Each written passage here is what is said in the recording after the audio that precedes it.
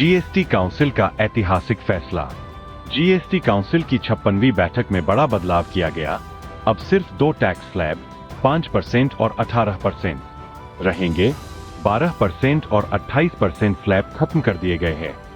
इसके साथ ही कई रोजमर्रा के सामान और वाहन पर टैक्स में कटौती हुई है। नई दरें 22 सितंबर से लागू होंगी। इस फैसले से आम आदमी को राहत मिलने की उम्मीद है और प्रधानमंत्री ने इसे आजादी के बाद सबसे बड़ा कर सुधार बताया है। देश भर में तेज बारिश और बाढ़ संकट। देश के कई राज्यों में मानसून की भारी बारिश ने जनजीवन अस्त व्यस्त कर दिया है। दिल्ली से लेकर हिमाचल, उत्तराखंड और पंजाब तक बाढ़ जैसी स्थिति बन गई है। दिल्ली में यमुना का पानी पौष इलाकों तक पहुंच गया है। वहीं राजस्थान और झारखंड में भी स्थिति गंभीर होती जा रही है। मौसम विभाग ने कई राज्यों के लिए अगले कुछ दिनों तक बारिश का अलर्ट जारी किया है। बिहार बंद पर राजनीतिक टकराव। बिहार में प्रधानमंत्री मोदी की दिवंगत मां के खिलाफ दिए गए अपमानजनक बयान के विरोध में एनडीए ने प्रदेश बंद का आह्वान किया। दानापुर, गया सहित कई स्थानों पर भाजपा व गठबंधन कार्यकर्ताओं ने प्रदर्शन किया। कुछ जगह पुलिस व प्रदर्शनकारियों के बीच झड़पें भी हुईं। बंद का असर आम जनजीवन और यातायात दोनों पर देखने को मिला। सुप्रीम कोर्ट ने पर्यावरण पर चेताया। सुप्रीम कोर्ट ने पेड़ों की अवैध कटाई, बाढ़ और लैंडस्लाइड की खबरों पर तीखी टिप्पणी की। कोर्ट ने कहा कि इंसान ने वर्षों तक प्रकृति का शोषण किया है, अब प्रकृति पलटवार कर रही है।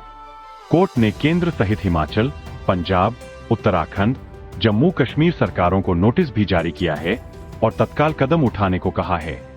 यूएस ओपन सेमीफाइनल में युकी भांबरी। भारत के टेनिस खिलाड़ी युकी भांबरी ने यूएस ओपन 2025 के मेंस डबल्स के सेमीफाइनल में प्रवेश कर देश का नाम रोशन किया।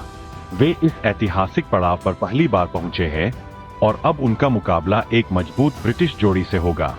भांबरी वीनस की जोड़ी ने क्वार्टर फाइनल में 11वीं सीड टीम को हराया। झारखंड में पुलिस और उग्रवादियों के बीच मुठभेड़।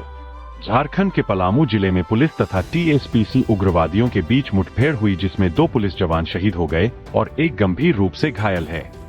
मृतक जवानों की पहचान संतन कुमार और सुनील राम के रूप में हुई है। राज्य सरकार ने मुठभेड़ की उच्च स्तरीय जांच के आदेश दिए हैं। रूस यूक्रेन वार्ता की संभावना। रूस के राष्ट्रपति व्लादिमीर पुतिन ने यूक्रेनी राष्ट्रपति वोलोदिमीर जेलेंस्की से मुलाकात की इच्छा जताई। सुझाव दिया कि मॉस्को में यह बैठक हो सकती है, बशर्ते पूरी तैयारी और रचनात्मक उद्देश्य हो। अगर ऐसा होता है तो यह दोनों देशों के बीच लंबे समय से चले आ रहे तनाव में कोई नया मोड़ ला सकता है। बिहार चुनावी तैयारियां और तारीखें। चुनाव आयोग ने घोषणा की है कि बिहार विधानसभा चुनाव की तारीख दिवाली व छठ पूजा के बाद जारी की जाएगी। मतदान संभवतः 2 या 3 चरणों में करवाया जाएगा और 22 नवंबर से पहले नई विधानसभा के गठन की प्रक्रिया पूरी करनी होगी। आयोग की टीम सितंबर में बिहार दौरे पर जाएगी। अमित मिश्रा का क्रिकेट से संन्यास। टीम इंडिया के अनुभवी लेग स्पिनर अमित मिश्रा ने क्रिकेट के सभी फॉर्मेट से संन्यास लेने की घोषणा कर दी है।